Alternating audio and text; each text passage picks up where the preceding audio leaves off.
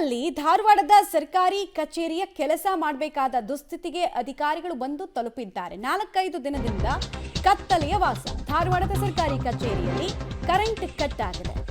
ಭೂ ದಾಖಲೆಗಳ ಸಹಾಯಕ ನಿರ್ದೇಶಕರ ಮಾಪನ ಸಿಬ್ಬಂದಿ ಕತ್ತಲಲ್ಲಿ ಡ್ಯೂಟಿ ಮಾಡಬೇಕಾದ ಸ್ಥಿತಿ ಇದೆ. 4 ದಿನದಿಂದ ಕೂಡ ಇದೇ ಕತೆ. ಒಂದಿನ ಸರಿ 2 ದಿನ ಸರಿ, ಬಟ್ ಮೊಬೈಲ್ ಬೆಳಕಲ್ಲೇ ಅಧಿಕಾರಿಗಳು ಕೆಲಸ ಮಾಡಬೇಕಾದ ದುಸ್ಥಿತಿ. ತಾಂತ್ರಿಕ ಸಮಸ್ಯೆಯಿಂದ ವಿದ್ಯುತ್ ಇಲ್ಲದ ಕಾರಣ ಕೆಲಸ ಕೂಡ ವಿಳಂಬ ಆಗ್ತಾ ಇದೆ. ಬಿಕಾಸ್ ತೀರಾ ಸೆನ್ಸಿಟಿವ್ ವಿಚಾರಗಳು ಈ ಭೂಮಾಪನ ಕೇಂದ್ರದಲ್ಲಿ ಕೆಲಸ ಮಾಡೋದು ಅಂತ ಹೇಳಿದ್ರೆ. ಸೊ ಇದೆಲ್ಲ ಗೊತ್ತಿದ್ರು, ಇಂಥ ಸೂಕ್ಷ್ಮತೆ ಗೊತ್ತಿದ್ರು ಕೂಡ ಅಧಿಕಾರಿಗಳಿಗೆ ಇಂಥ ದುಸ್ಥಿತಿಗೆ ತಳ್ಳಿರೋ ಇತರೆ ಸಿಬ್ಬಂದಿಗಳನ್ನು ಏನು ಅನ್ಬೇಕು ಅನ್ನೋದು ಗೊತ್ತಾಗ್ತಾ ಇಲ್ಲ. ವಿಜುವಲ್ಸ್ ಅನ್ನು ಗಮನಿಸ್ತಾ ಇದ್ದೀರಾ. ಕತ್ತಲೆಯ ಕೋಣೆಯಲ್ಲಿ ಕೆಲಸ ಮಾಡಬೇಕಾದ ಸ್ಥಿತಿ. ಸೊ ಸಾರ್ವಜನಿಕರಿಗೆ ಬಹಳ ಇನ್ಕನ್ವೀನಿಯನ್ಸ್ ಕೂಡ ಆಗ್ತಾ ಇದೆ. ಸರಿಯಾದ ಟೈಮಲ್ಲಿ ಫೈಲ್ಗಳನ್ನು ವಿಲೇವಾರಿ ಮಾಡೋದಕ್ಕೂ ಆಗ್ತಾ ಇಲ್ಲ ಅಂತ ಸಿಬ್ಬಂದಿಗಳು ತಮ್ಮ ಅಸಹಾಯಕತೆಯನ್ನ ತೋಡ್ಕೊಳ್ತಾ ಇದ್ದಾರೆ. ಮತ್ತೆ ಕೆಲವ್ರಿಗೆ ದಾಖಲಾತಿಗಳು ಕೂಡ ಸಿಗ್ತಾ ಇಲ್ಲ. ಎಲ್ಲಿಂದ ಹುಡುಕೊಡ್ತಾರೆ? ಅವ್ರು ಕೆಲಸ ಮಾಡೋದೇ ಕಷ್ಟ, ಅವ್ರು ಬರೋದೇ ಕಷ್ಟ.